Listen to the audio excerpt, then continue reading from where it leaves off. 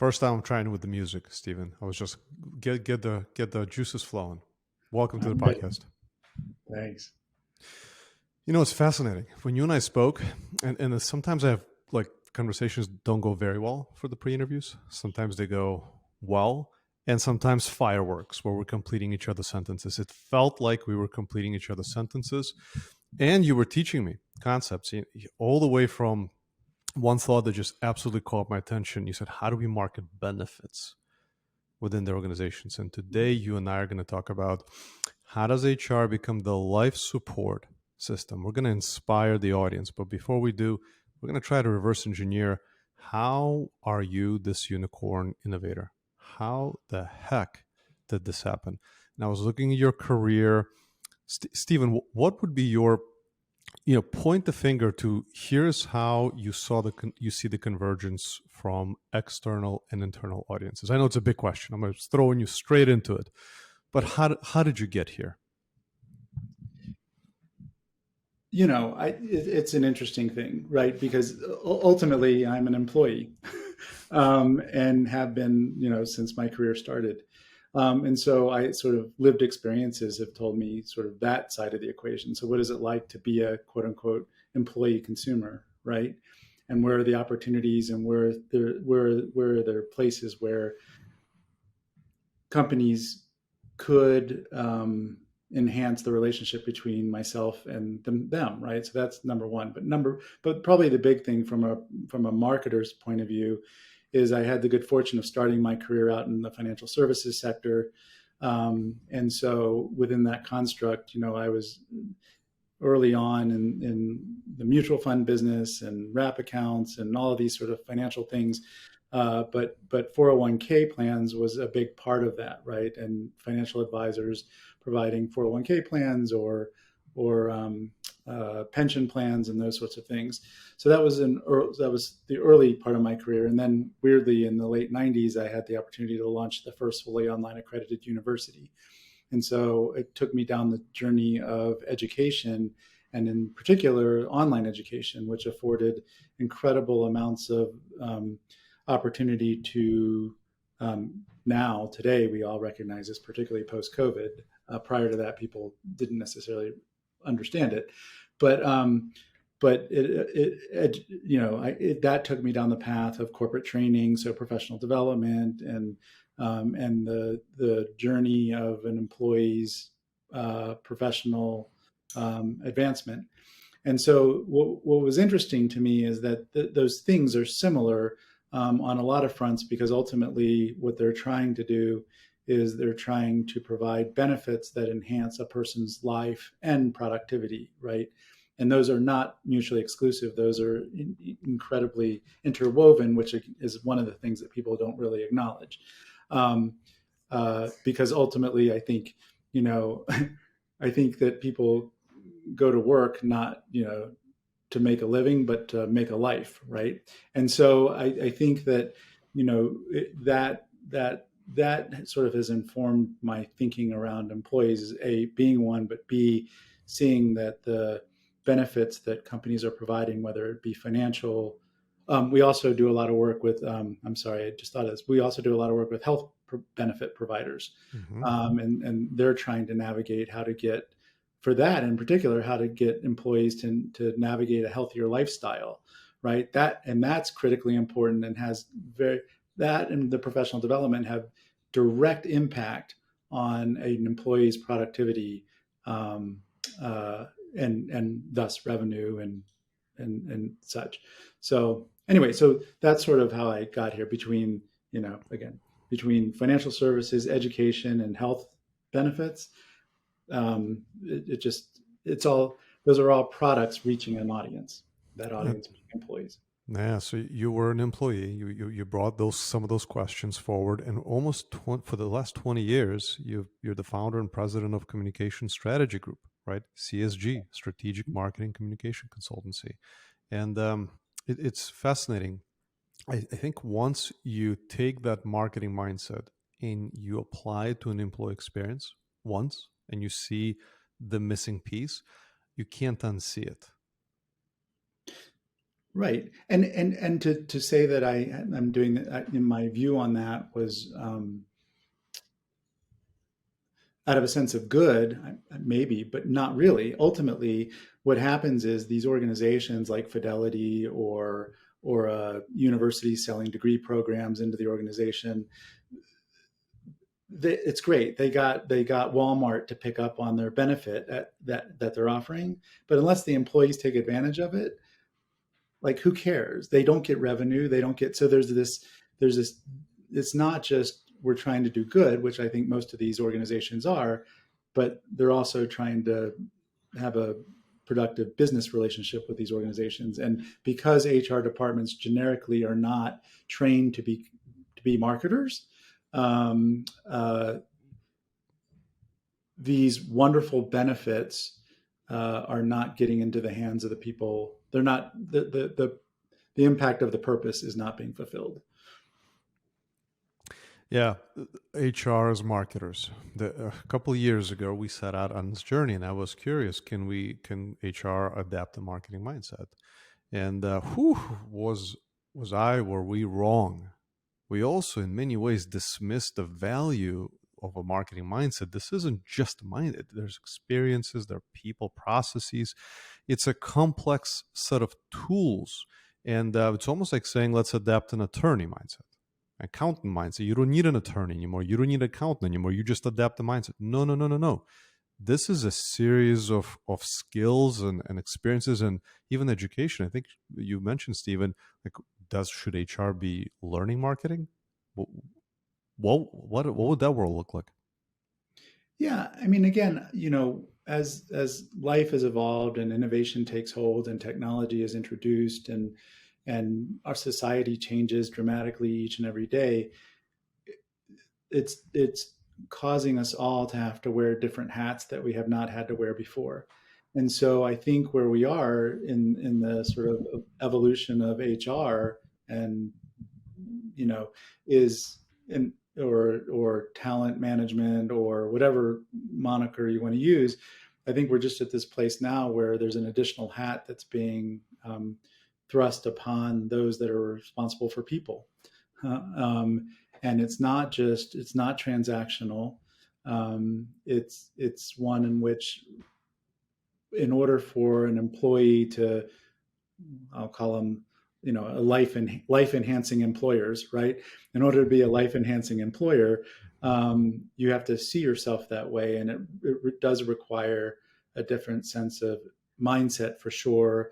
Probably a different set of certifications and programs and education and learning, and or outsourcing and it also requires a whole set of tools. I mean, I was just recently introduced to ProHabit, and that we can talk about that all day long, but you know it's a perfect example of the convergence of where technology is now enabling this new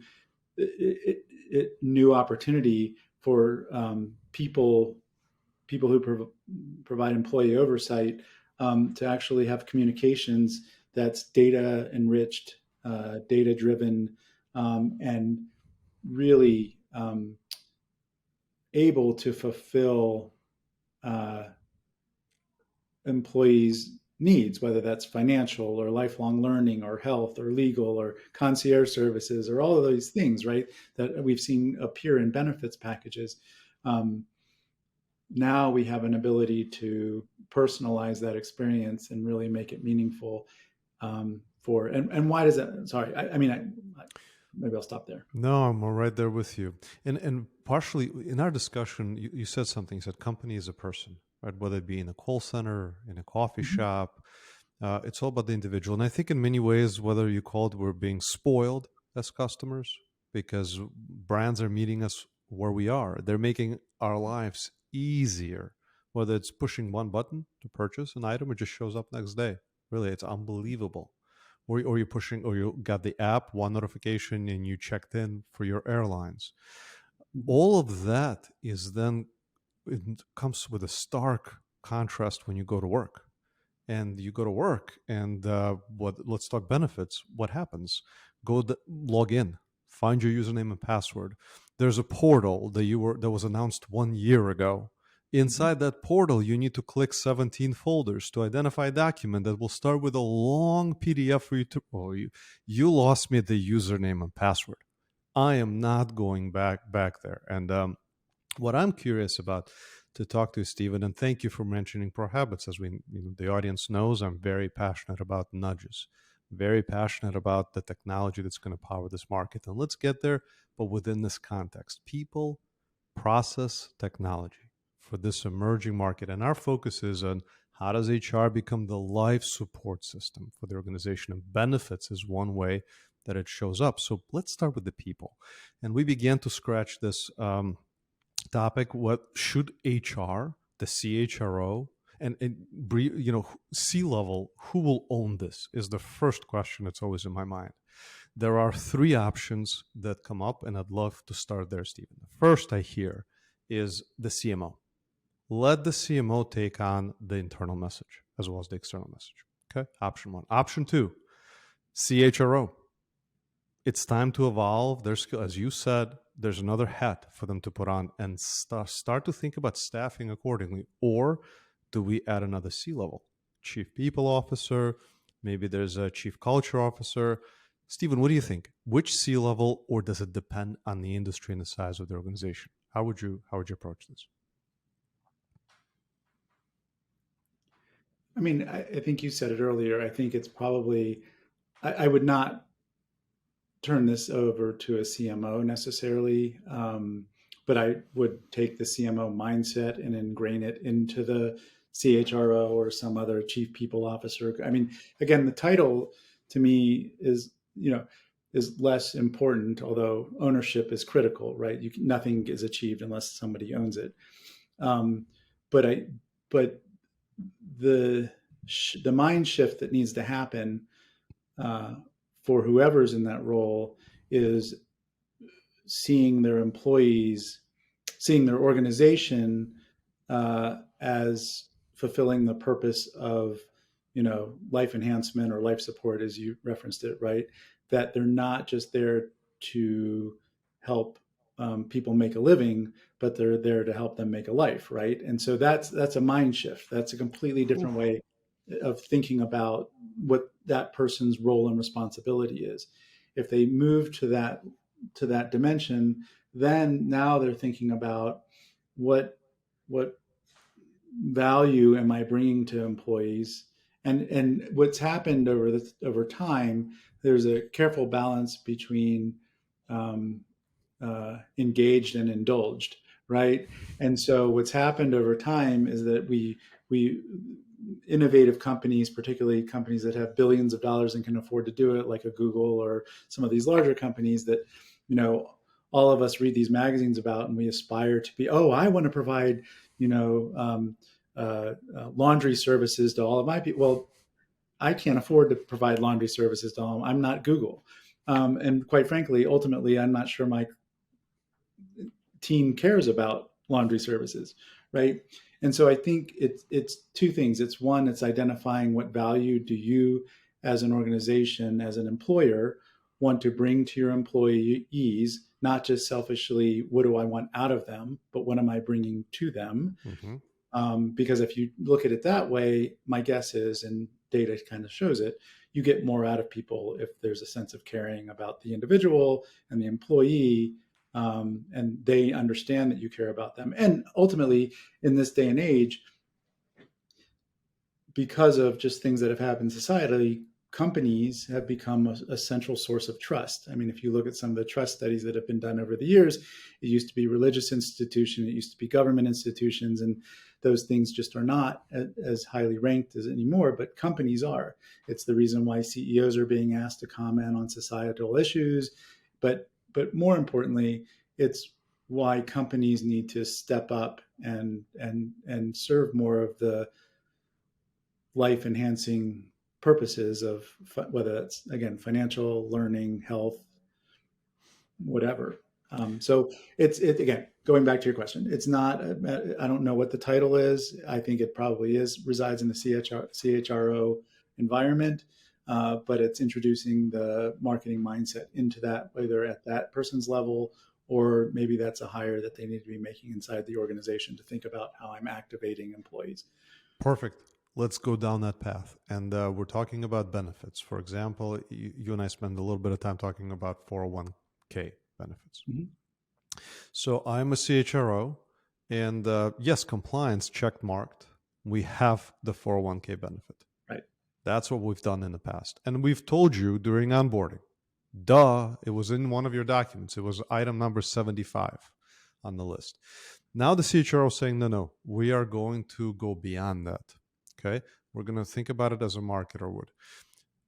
That's probably meeting them where they are. Is this a campaign? Like 3 months after, there's a reminder, hey, did you take advantage? And there's a way to look into the system to say, I see if you've enrolled or you didn't enroll, you didn't take advantage. Social, perhaps, proof, hey, others are taking advantage. So how would you then think, yeah, we don't need to come up with a campaign now. This is in broad strokes to then ask the question, well, should there be an internal agency next? Are we suggesting a CHRO to have the compliance team is over here? Now there's over here an agency. Here are your KPIs of an agency of what you will help to accomplish beyond what's already being taken advantage of by our teams.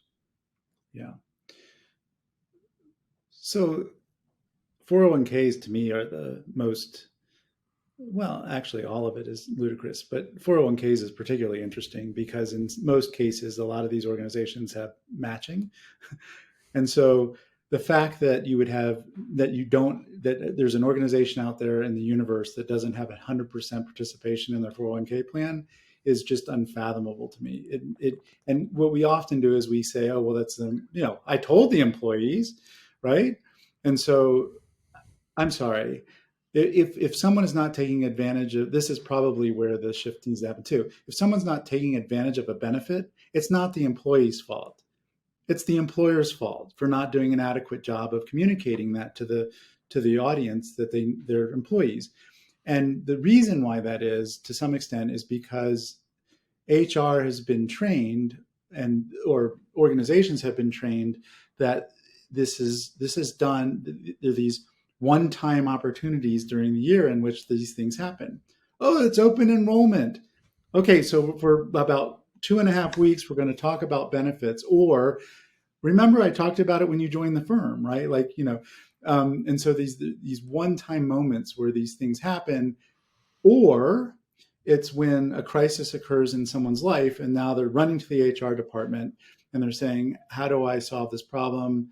And neither of those things are good for anyone. If you're the HR department, all of a sudden, one time a year, your entire department's being flooded and overwhelmed by an open enrollment that had we been communicating all year round, you wouldn't have the 10,000 questions that are coming in that day.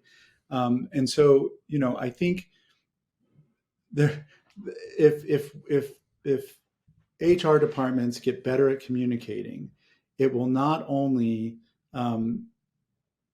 increase the number of people taking advantage of the benefit and thus being happier as an employee, it will also relieve the department of a lot of the stresses that they have to deal with each and every day of their lives, right?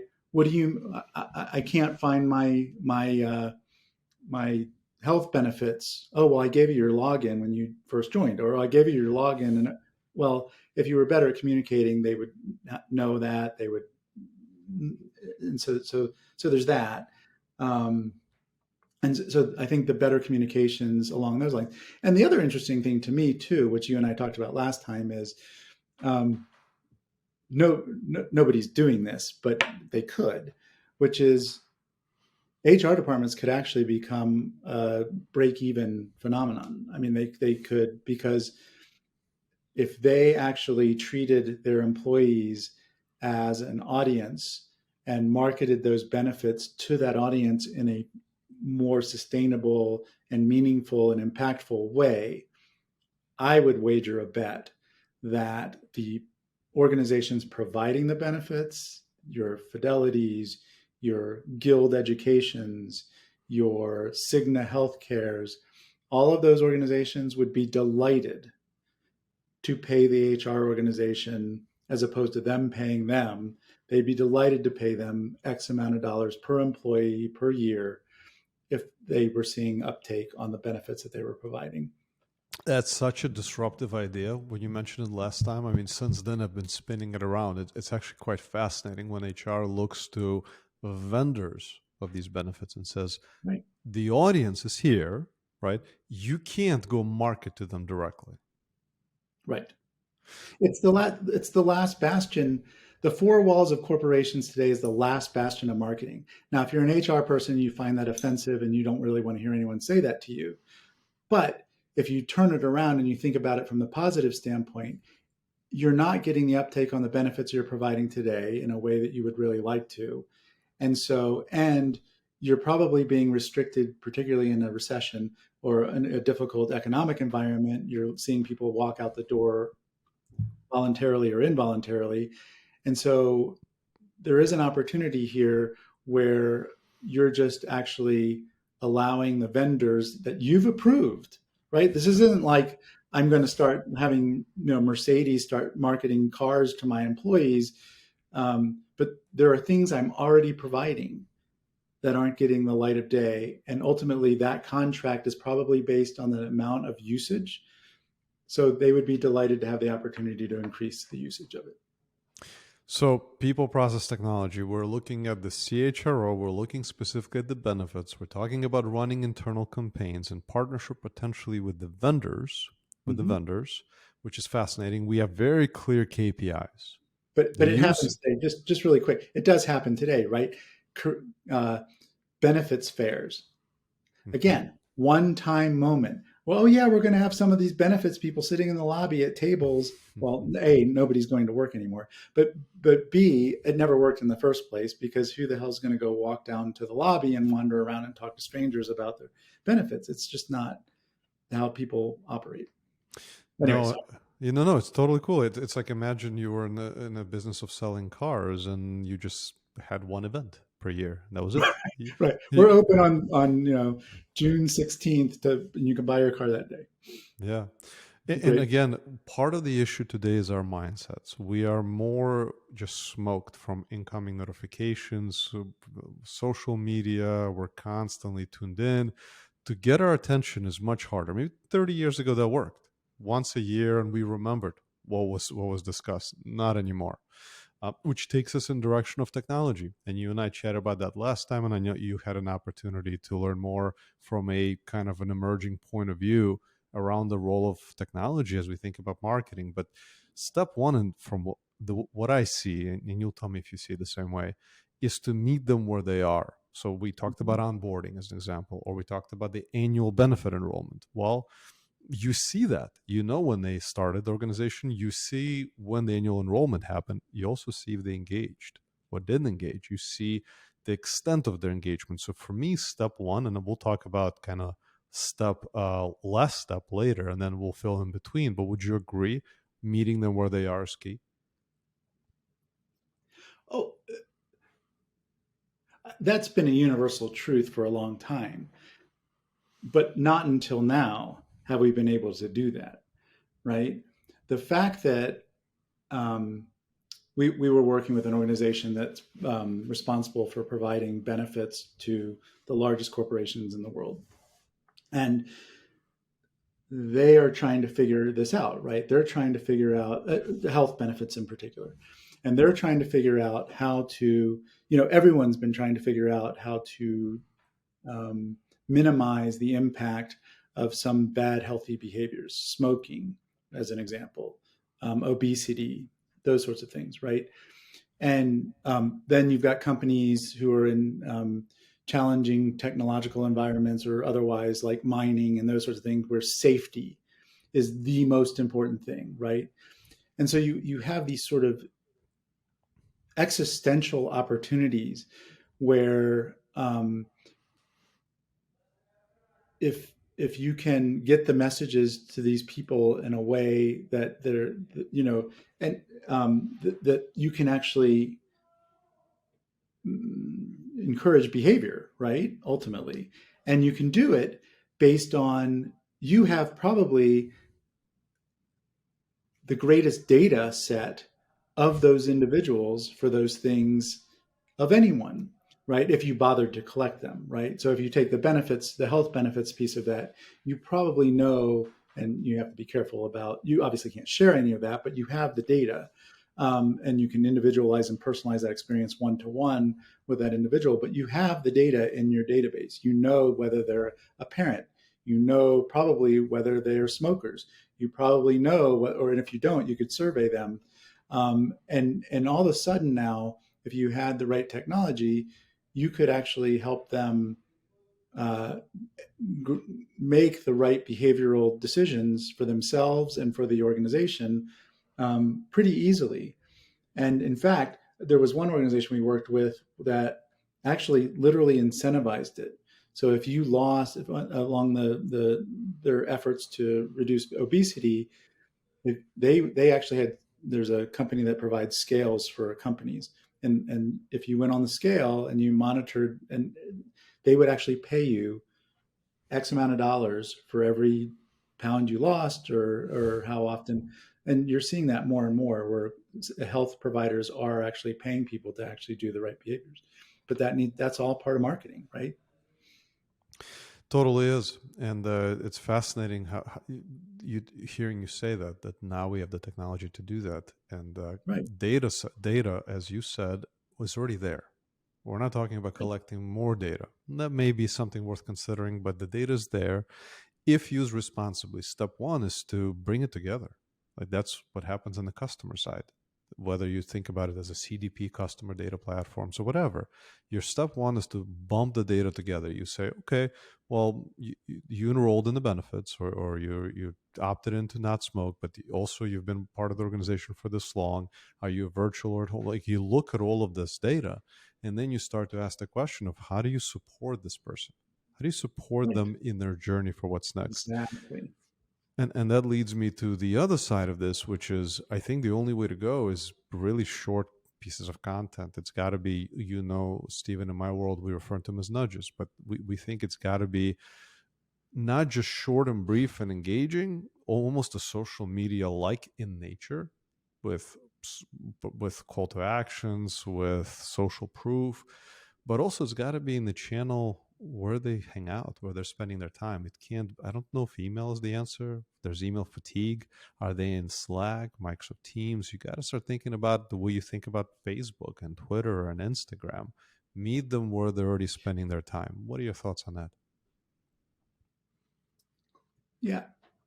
I think that certainly the nudges is a critical component of it. I think it is, and we've seen that in the work that we've done. Um, but you have in the real world, right, outside the wicked doors of companies and organizations, um, you're communicated to in a litany of ways. And I think that consideration is probably what needs to be when putting together a marketing plan for the launch of your benefits. I think you need to think about all of that. And so, it used to be, I don't, but a good place actually to put something would have been in somebody's paycheck, right? It's a piece of paper that people used to receive, but they Totally. looked at it every time they got it, right? Right. It might be that if you are requiring people to come into the office, it might be the television screens on every floor. It might be, I mean, the old ways, if people are coming into the office, shouldn't be ignored. Um, uh, Even the back of the bathroom door, right? Like, I mean, I think that there's a lot of ways to reach people, and I don't think anything's changed necessarily from the old adage that people need to see things three times before they actually act. I'm sure that's not Hmm. necessarily true as much anymore, but I think reaching people where they are. But the beautiful thing about what you were talking about is, but you can also do it in a CRM system through email and that sort of thing, is the ability to leverage the data and hit people at the point of need. And so I think that the last thing I'll say, right? So in our world, we use in marketing, we use this thing called programmatic advertising, right? Hmm. And programmatic advertising essentially is that sort of evilness that we all experience, where I can either you've done some behavior online that has given me a trigger that I can follow you for the rest of your life and sell you something, or you've read something, or you've said something and you happen to be around your phone, or someone in your house did, and so I can, within the IP of your house, I can proliferate all the people in your home to sell you more socks. Um, it's a really powerful tool that programmatic advertising really allows me to feed you an ad at your point of need, because you've done something that has indicated it. Either your demographically fit that, your persona fits that, or you've actually literally taken an action that does that. There's no reason why that programmatic environment could not be reimagined in the walls of a company, where if someone goes to your resource area and types in the word um, uh, sad, I don't know, that there couldn't be something that was provided to them that says, we have mental health resources here at both for you and your family at this company, right? Is it creepy or is it helpful? It's all on how you do it. It's the objective of it. It's the governance. It's the transparency. Maybe there's an opt-in, similar to what happens in the world of customers. But you just kind of blew my mind. Programmatic marketing within the walls of organizations intended to improve the lives of the humans inside those organizations, and possibly to maximize and increase awareness of the benefits that are available within those organizations. Mind blown. Like that Well, is the emerging market. and now think about AI. Imagine, so you have all of these resources, you have all these things available to you. We worked with an organization that actually provides, built a portal for higher educational institutions for students, mostly for health and stuff. Now, if I'm an employee and I log on to my portal or on my phone, whatever it is, I can probably talk to it and say, what can you please tell me what my company provides me as it relates to certification programs, or how can I learn more about X?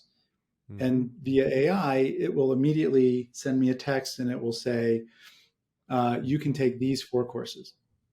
Like, Mm-hmm. there's just no reason, if companies wanted to do this, that they couldn't become, and they are the credible source for it, become the go-to touchstone for employees' livelihoods and lives. Amazing.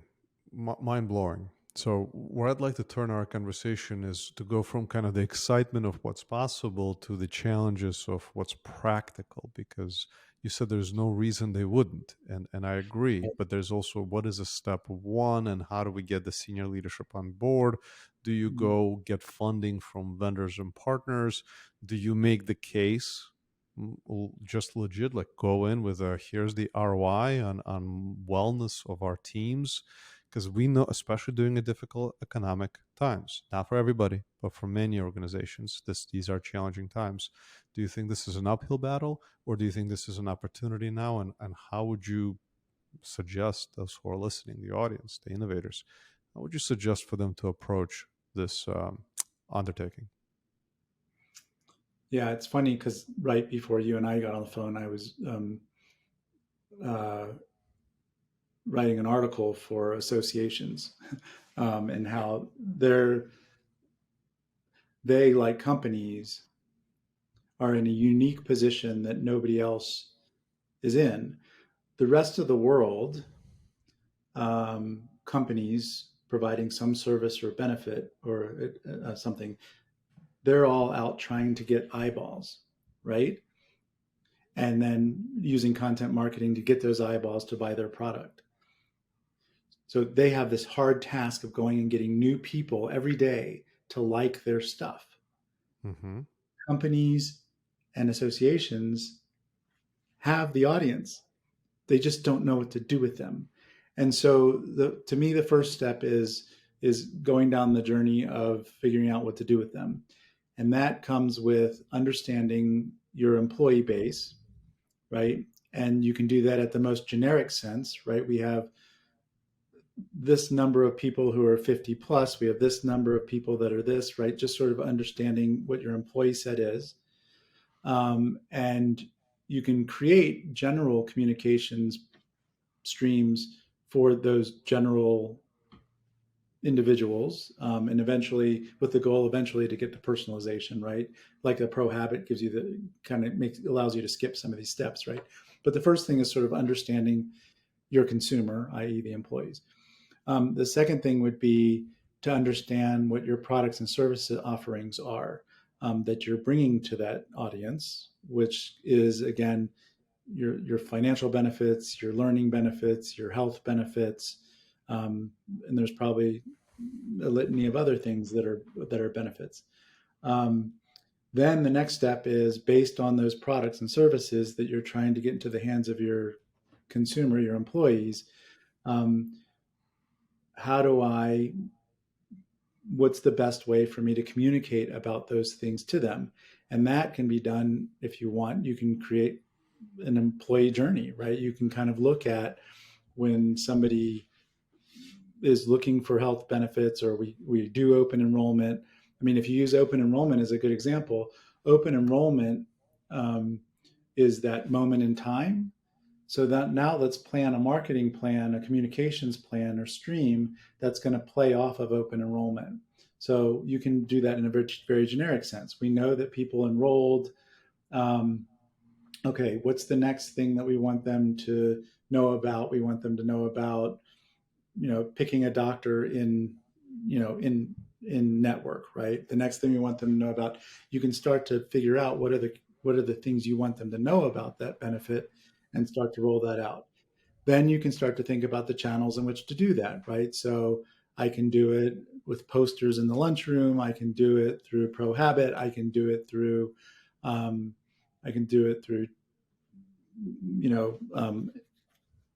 newsletter.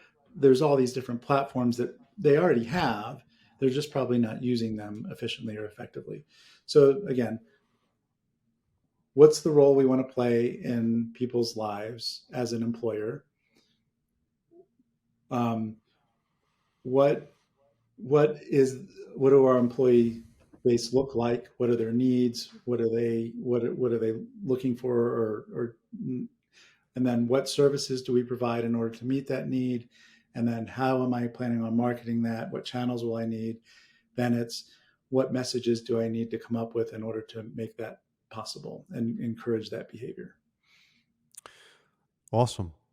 Incredible. And I'm looking at time. It's like, really? 40 minutes? I could go on with you for a couple hours. And I hope we just opened the conversation, because this is a really important question. How does HR, become the life support? Like, how do they improve the lives of the employees? Not just live in the world of compliance or check the box, but how do they go beyond that? Stephen, I'm just super grateful for you taking the time and sharing your brilliance. I hope this is the beginning. I think there's what you're saying could be very, very transformative, especially what pertains to the benefit space. Any parting thoughts or advice for our audience before we part ways? And I don't want to. I'm hesitant. I'm like, I want to keep asking. Well, first and foremost, I'm just really so glad that the world brought us together, because it's nice to see someone who's so committed and devoted and passionate about. Thank you. Not only creating a community around the thinking around this, but also even developing product that could help people facilitate these kinds of behavior changes based on data. I think that's really powerful. But ultimately, I think sort of the punchline in all of this is the first step in all of this is changing, again, the mindset of, we're here to help people make a living, to we're here to help people make a life, I think is really kind of a different mentality. And then how can I, as an employer, become that life enhancing employer, right? Like, how can I achieve that kind of thing. And you have to. This can't be something. Also, this is the last thing. This can't just be something that resides at the HR level, at the people office level. This is not lip service activity. This is something that a CEO, a head of an organization, a founder needs to. They're the ones that need to have that mindset that I'm not here just to have people make a living. I'm here to have them make a life. That has to happen at that level in order for this to truly be successful. That's a question that should be asked by every organization. Maybe that would be an episode 2 for you and I, is how does every brand become a life enhancing, employer? I mean, that's Right. It's foundational. Well, again, super grateful for your time and for your contribution, and looking forward to continuing soon. Thanks, Adam. I really appreciate it. All right, over now.